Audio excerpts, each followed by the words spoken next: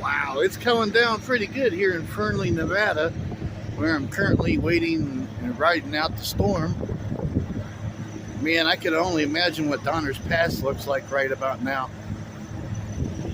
They got it shut down since yesterday at 3 p.m.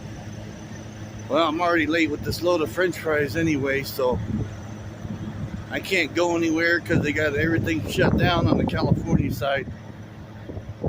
Alright, I'll keep you guys updated later.